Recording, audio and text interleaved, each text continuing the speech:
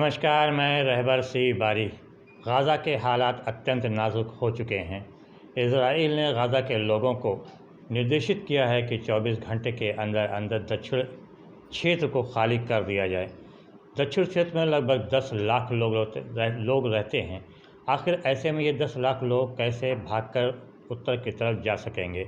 लगभग 20 किलोमीटर की दूरी तय करके उनको भागना है। उसमें बच्चे भी हैं, बूढ़े भी हैं और घायल भी हैं, बीमार भी हैं, औरतें भी हैं। सवाल ये उठता है कि आखिर ये कहाँ जाएं, कैसे जाएं, क्योंकि इनके घर भी गिर चुके हैं। फिलहाल संयुक्त राष्ट्र संघ ने और मानवाधिकार ने भी इजरायली सेना से अपील किया है कि आखिर 24 घंटे का समय जो है बहुत ही कम है। ऐसे में इन 10 लाख लोगों को विस्थापित करना अत्यंत मुश्किल है, बल्कि मुश्किल क्या असंभव है।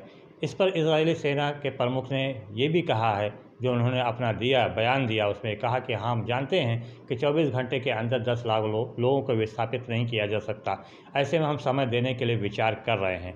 गाज़ा में जिस प्रकार से हालात ख़राब हैं, बिजली नहीं है, पानी नहीं है, खाद्यान्न नहीं है, लोग भूखे मर रहे हैं, भूखमरी की कगार पर लोग पहुंच चुके हैं, बच्चे सूखी सूखी रोटियां खा रहे हैं। ऐसे में संयुक्त राष्ट्र संघ ने और मानवाधिकार ने भी इजराइल को चेतावनी दिया है, बल्कि संयुक्त राष्ट्र संघ ने बाकायदा ट्वीट भी किया है कि जो ये युद्ध है ये पूरी तरह से युद्ध नियमों और मानवाधिकार का उल्लंघन है। इस तरह से युद्ध करना नियम का उल्लंघन किया जा रहा है। हमास एक आतंकी संगठन है। ऐसे में हमास के ऊपर इजराइल को बमबारी या जो भी कार्रवाई करनी है वो करनी चाहिए। लेकिन जिस प्रकार से इजराइल गाज़ा में रह रहे निर्दोष लोग और निहत्थे लोगों को अपना निशाना बना रहा है, वो पूरी तरह से मानवाधिकार और युद्ध के कानून का उल्लंघन है। हमास जो कि एक आतंकी संगठन है और उसने जिस प्रकार से इजराइल के ऊपर हमला किया वो भी अत्यंत निंदनीय है, क्योंकि किसी भी निर्दोष की हत्या करना निंदनीय है। लेकिन जिस प्रकार से इजरायली सेना जवाबी कार्रवाई कर रही है उसको अभी समर्थन नहीं किया जा सकता, क्योंकि हमास और गाज़ा में रह रहे लोगों में अंतर करना बहुत ही ज़रूरी है। हमास एक आतंकी संगठन है, जबकि गाज़ा में रह रहे लोग निहत्थे हैं, निर्दोष हैं, मजबूर हैं। वो पूरी तरह से इजराइल के ऊपर डिपेंड हैं, क्योंकि एक तरफ समंदर है तो दूसरी तरफ इजराइल है। इजिप्ट की तरफ से आने जाने का रास्ता पूरी तरह से बंद है। ऐसे में संयुक्त राष्ट्र मानवाधिकार ने भी इजिप्ट के प्रधानमंत्री से अपील किया है कि वो अपने क्षेत्र से मानवाधिकार गलियारा बनाने की इजाज़त दे, ताकि इस गाज़ा में सभी प्रकार की सहायता उपलब्ध की जा सके, क्योंकि इस वक्त गाज़ा के लोगों को सहायता की अत्यंत ज़रूरत भी है। कारण ये है कि वहाँ का एकमात्र सबसे बड़ा अस्पताल जो कि अल-शिफा है, वहाँ पर चारों तरफ से सिर्फ लाशें ही लाशें हैं। अंदर से लेकर बाहर तक चारों तरफ लाशें ही नज़र आ रही हैं। मुर्दा घर में सिर्फ 20 मुर्दे रखने का स्थान है। ऐसे में मुर्दों को टेंट के नीचे या फिर पत्थर के चबूतरे के ऊपर रखा जा रहा है। दवाएं भी सीमित रह गई हैं, ईंधन भी सीमित रह गया है। संयुक्त राष्ट्र संघ के अनुसार मात्र 3 दिन का ईंधन ही अल-शिफा के पास मौजूद है। नेटवर्क की पूरी समस्या है, नेटवर्क पूरा तरह से ध्वस्त हो चुका है। ऐसे में अंदर के हालात का आदान प्रदान भी बाहर नहीं हो पा रहा है। ऐसे में संयुक्त राष्ट्र संघ मानवाधिकार की जो अपील है उस पर इजिप्ट के प्रधानमंत्री ने अभी फ़िलहाल कोई प्रतिक्रिया नहीं दी है।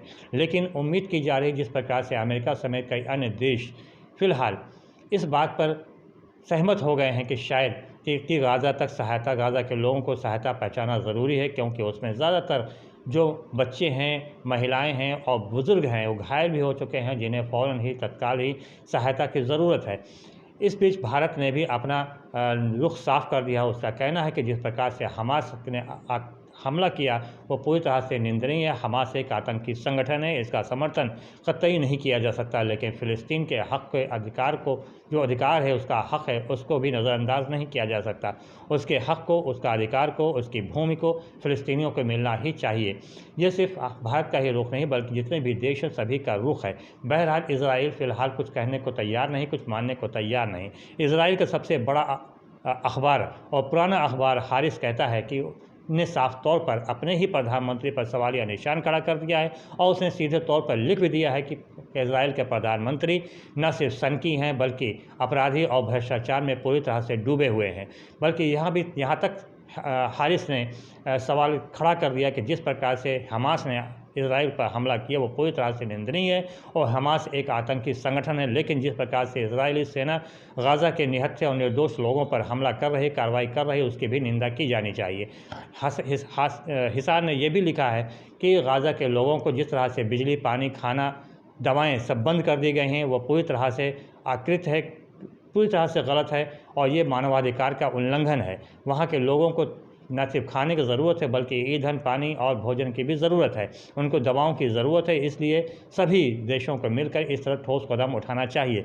जिस प्रकार से इजराइल के ही सबसे बड़े अखबार के अलावा कई अन्य अखबारों ने भी अपनी ही सरकार पर सवालिया निशान खड़ा किया, ये एक बड़ा कदम है, क्योंकि इस नाजुक माहौल में अपनी ही सरकार को कटघरे में खड़ा करना भी एक बड़ा कदम होता है, बड़ी हिम्मत की बात मानी जा सकती है। हिंदुस्तान में ऐसा नहीं हो सकता। बहरहाल अगर वहाँ की बातें की जाएं तो जिस तरीके से हिसार व अन्य अखबारों ने सवालिया निशान खड़ा किया, उसको देखते हुए वहाँ की सरकार भी दबाव में आने को तैयार नहीं है। हालांकि वहाँ के लोग जो हैं वो भी दो तरह की अब बातें करने लगे हैं। एक तरफ जहाँ पे हमास जैसे आतंकी संगठन का विरोध कर रहे हैं, वहीं दूसरी तरफ अब गाज़ा के लोगों के समर्थन में भी अब उतरने लगे हैं। कतर जैसी जहाँ पे प्रदर्शन करने की इजाज़त नहीं है, लेकिन वहाँ पे भी लोगों को परमिशन दिया गया है और लोग सड़क पे उतरकर फ़िलिस्तीनियों के हक़ में आवाज़ बुलंद कर रहे हैं। एक दूसरी तरफ जहाँ पे हमास और ने गाज़ा के लोगों से अपील किया है कि वो दक्षिण एरिया को कतई न छोड़ें।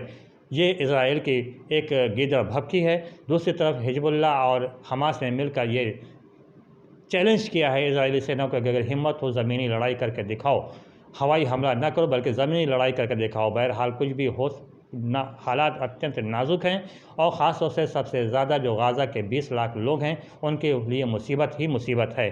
ऊपर से बम गिर रहा है तो नीचे से भूख प्यास उनके सामने मौत की तरह सामने खड़ी हुई है। बहरहाल देखना यह है कि क्या इजिप्ट के प्रधानमंत्री अपने सीमा से होकर मानवाधिकार गलियारे बनाने की इजाज़त देते हैं। अगर ऐसा होता है तो शायद गाज़ा के लोगों को कुछ सहायता उपलब्ध हो सके, अन्यथा आने वाले समय में गाज़ा के लोग भूख प्यास से ही तड़प कर मर जाएंगे। फिलहाल रहबर सिवारी को दीजिए इजाज़त। बहुत बहुत धन्यवाद। जय हिंद, जय भारत।